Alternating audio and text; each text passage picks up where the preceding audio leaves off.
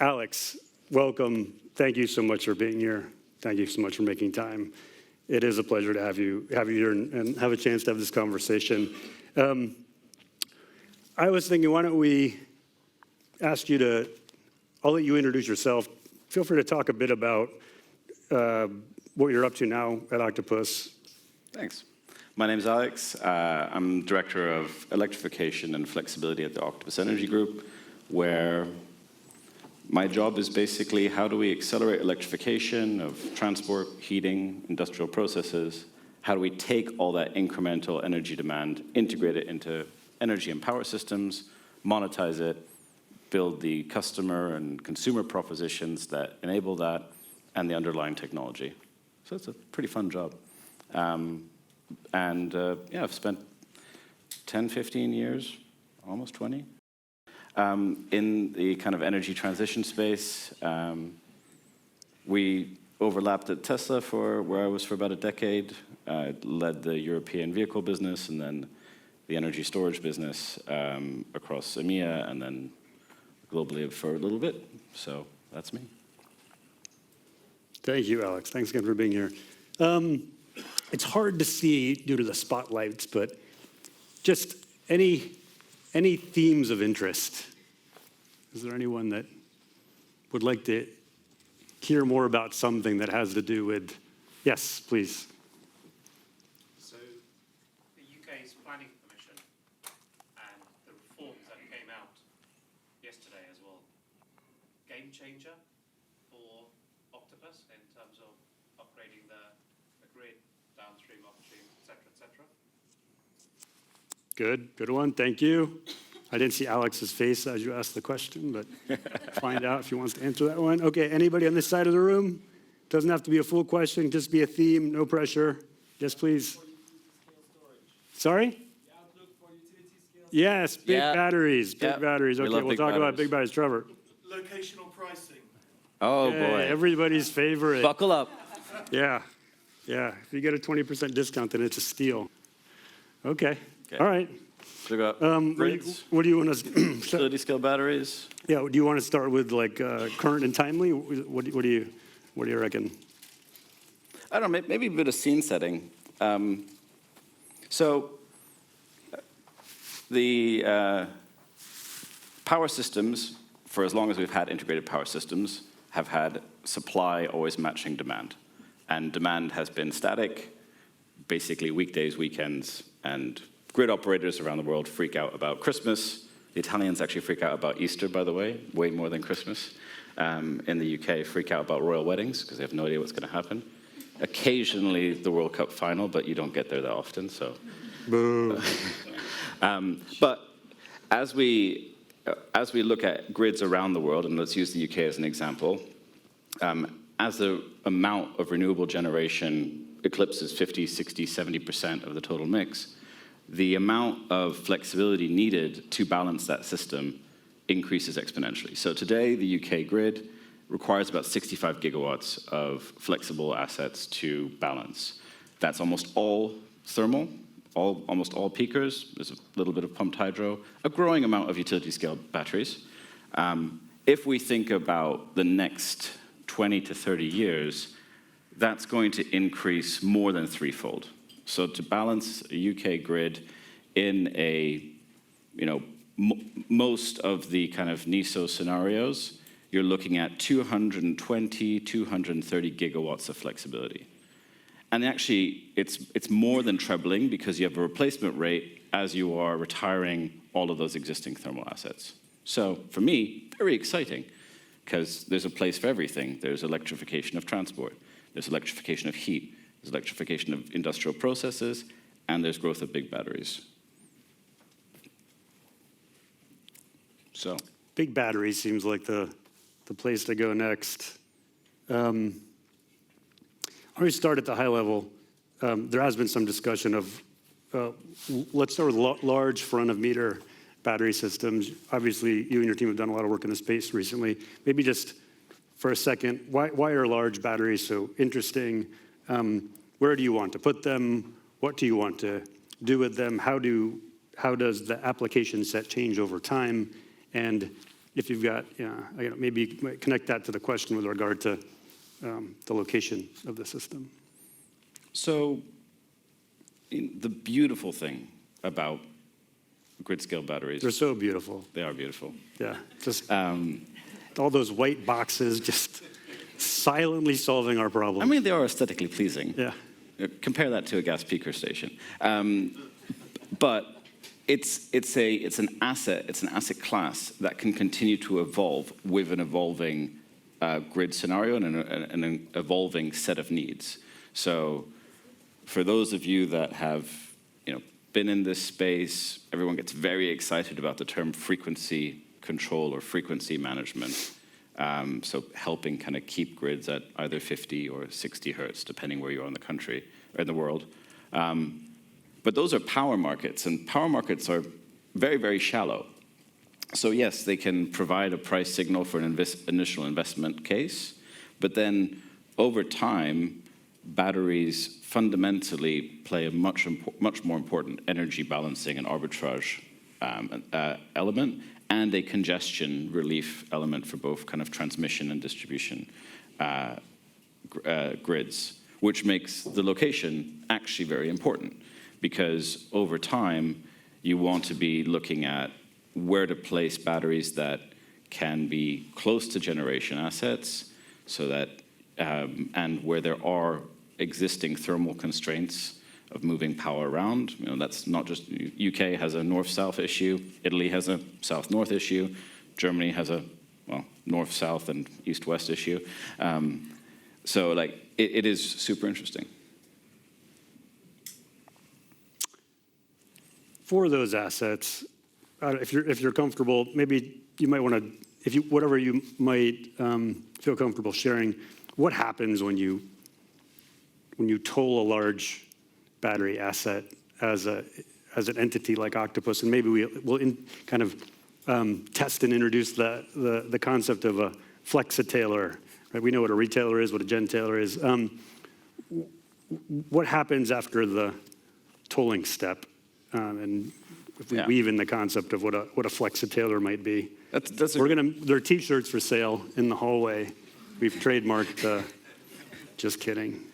You should have told me. I could have gone. I mean, so as a growing retailer now in the UK, the largest retailer in the market, we're actually in this unique situation of all other kind of markets that have gone through deregulation invariably have former monopolies and former kind of integrated utilities that then, at least at some form in their group, still have generation assets. A lot of them still have network assets. And then the retail book is kind of used partially as a kind of downside hedge protection for your generation book or business, or kind of not. There's multiple plays on how these businesses are structured.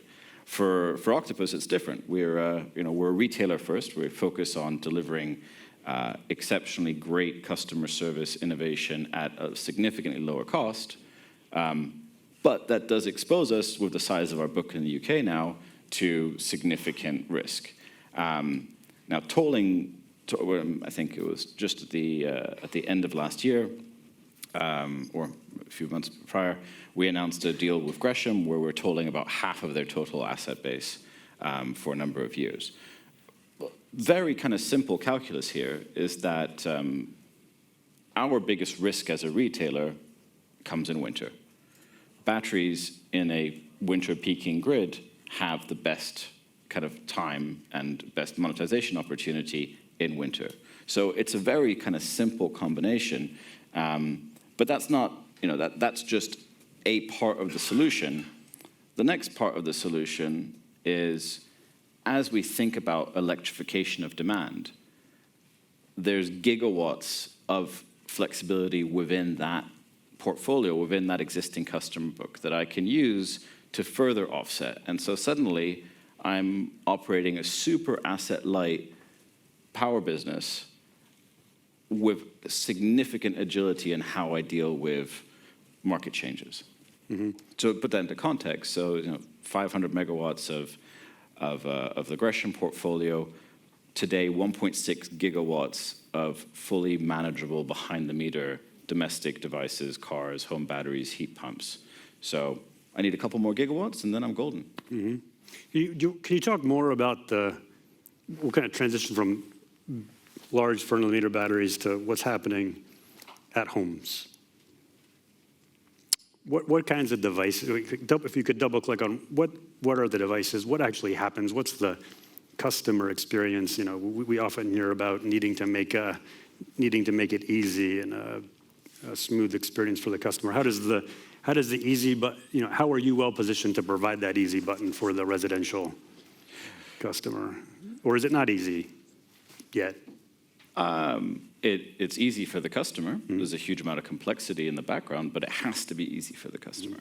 I mean, I think about it in terms of customers have to fall on their phone, basically, and have done whatever they need to do. Like anything more than that, you've kind of lost. So the idea of starting with, we've got to go and roll a truck and install something, never going to scale. In terms of the asset classes, I think about like the holy trinity of low carbon technologies in the home: EVs, solar and home batteries, and heat pumps. I mean, EVs are they're on the exponential growth curve. We have 1.4 million electric cars on UK roads today, just using UK as the example since we are in London today. The average driver needs to charge, when they charge about 2.5 times a week. They need to actually charge for less than 2.5 hours. The average plug-in time for a car is about 12.5 hours. I don't know who these people are that have this much time and can get home at 5 p.m., but apparently our data says they exist. And so there, for example, we have a super simple proposition for customers, which is we will charge your car when it's best for us, greenest for the grid, helps in balancing, always with your mobility needs at the top. So in the merit order of decision making, you say, I need my car ready at 7:15, I want 85% charge, go at it. By the way, customers can always override. They're never locked into the evil robot kind of in the background. The exchange for that is they pay 7p per kilowatt hour. So you're down to, like, in a pence per mile comparison, you're gone from 45p per mile with a petrol car to 22p per mile on a standard kind of flat tariff to less than 3p per mile with that proposition. And that's the absolute focus on making it so easy and simple. The value proposition is clear, the kind of sign-up journey is clear, and then it's our job to manage that risk at scale, have the software platform in the background that can aggregate all of those assets, and then we trade them on the wholesale market, we provide grid balancing services, et cetera. It's fantastic. It is pretty exciting. Again, it's hard with the lights to kind of pick up on the audience reaction, but this sort of progress is pretty phenomenal. I don't know when we started seeing PowerPoint presentations that had the word virtual power plant on them, but I've seen a lot of them. It's super compelling to see this sort of work with both large assets and distributed behind-the-meter assets working in this orchestrated, optimized way. So I kind of wish I lived here, then I could sign up for the program. While we're behind the meter, and we've got this countdown here, I think it makes sense to talk a bit about large behind-the-meter systems. We've heard about and talked a lot about compute and data centers being a primary driver of load growth outside of EVs. That was not an intended pun. What does that look like? It may be combined with the locational question, right? Giant data center, massive load, large battery, behind the meter. You get to pick where you want to place it. Maybe it's near a transmission constraint or a generation resource that gets constrained. Help maybe kind of whatever you're able to share with regard to why that configuration is compelling and how it might work. So this is actually an area we overall, and myself personally, super excited about because it kind of combines so many great things. You can solve large kind of constraints because especially kind of LLM or Gen AI data centers have a fundamentally different kind of usage profile. As hyperscalers, you're going from like most of the UK's data centers are somewhere between Slough and Swindon because they have to be close to London for latency. The great thing is that for training training models, latency isn't such an issue. So you could put them in Scotland. You could put them on the kind of Scottish-English border where there's a huge transmission constraint.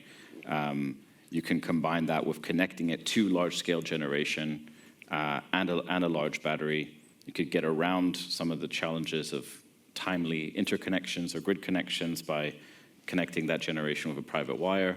And then you have a fundamentally different kind of project that you're bringing to to National Grid or to whoever the transmission operator is for a connection.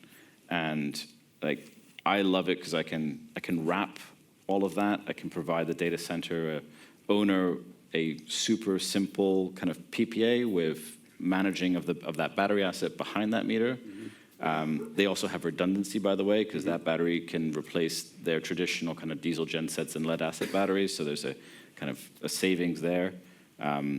And I can help solve big kind of thermal congestion relief on transmission lines. Yeah, this one sounds massive. Yeah. And But okay, sorry, I got too excited. well, no, I mean, right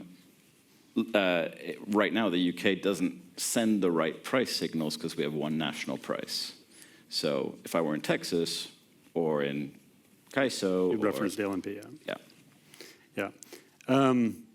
I know different stakeholders have different perspectives on that, and understanding that configuration, I think, has a compelling opportunity in a lot of markets outside of the UK as well.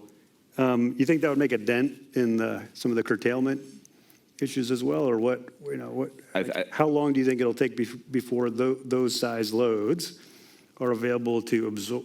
Those size loads and batteries are able to absorb curtailment in a magnitude that is meaningful. I mean, very, very quickly, if the siting's right. Mm-hmm. Now, there is a kind of a market policy question there, because right now, if I, as an asset owner of an offshore wind farm, I get curtailed, I'm still made whole. The cost of that curtailment is borne by kind of a socialized cost. That being said, like you start having just knock-on effects.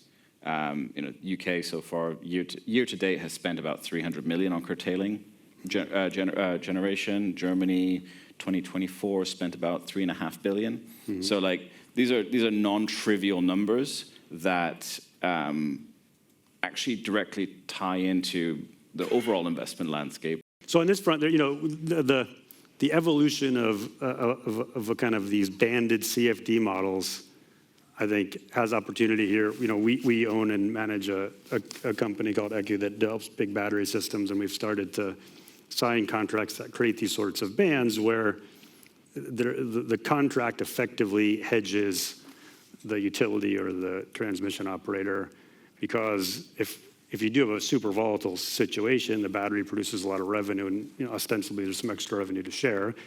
And if the system does not generate a lot of revenue, it was because volatility was dampened, and somebody else is happy about that, but maybe the battery owner isn't. So it seems like some of the innovative contracting structures might be helpful in this dynamic as well. But that's one of my favorite, for what it's worth, kind of piling on, that's one of my favorite application sets, I think. You can tell from the discussions today, like, help solve, resolve, make a dent in several of the challenges that we talked about, but also are currently a compelling investment opportunity. So we can expect actual capital in large quantity to be attracted to that.